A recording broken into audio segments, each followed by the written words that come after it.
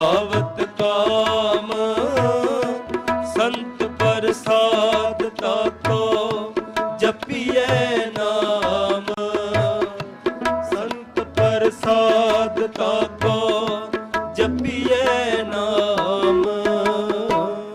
तुमरी सेवा कौन कौन न तारे,